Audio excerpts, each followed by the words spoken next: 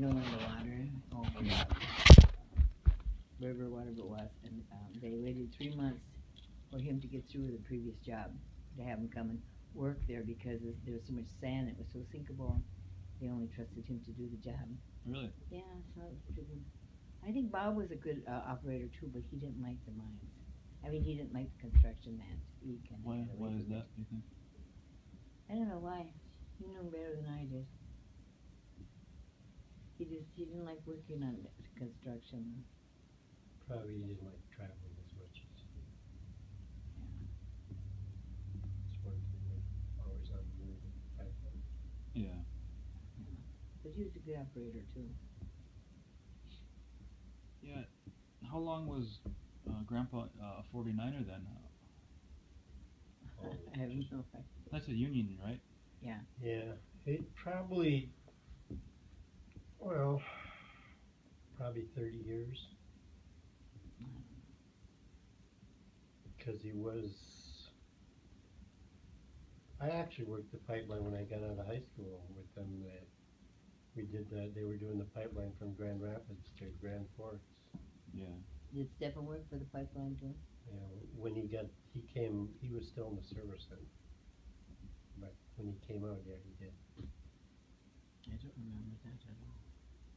It must have been the black days, whatever they are. Don't remember. They call it black gumbo up towards Grand Forks. It'd be a day like that. In that highway out there, you couldn't hardly drive a dozer down it because that stuff gums up and becomes so slippery. It just keeps caking up, and you can't control the machines because it's unbelievable.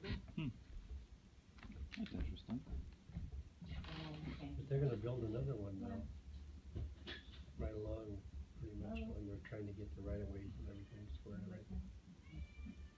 It's funny how I think, to me, everything seems to be cyclic in one way or another. Grandpa was a miner or a pipeliner. Danny works on a pipeline now. Aaron's an operator. You're an operator.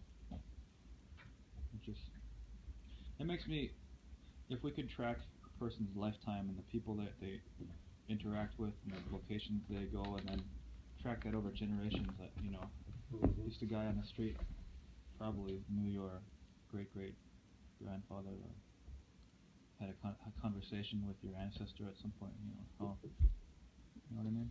It's interesting too how people, just a couple of years ago I was really thinking about I thought about it before, but it really hit me how my grandparents, to come from Finland to that particular area in Strawberry Lake, to settle there and, to start farming it and building it. It's tough to come. There was nobody there. They were the first settlers.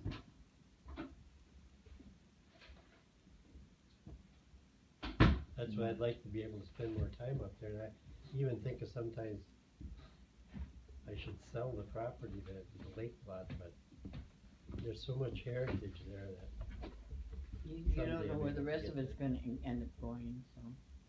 And it's neat because if anything ever, you talk about catastrophes and that there's everything there. There's water, there's wood.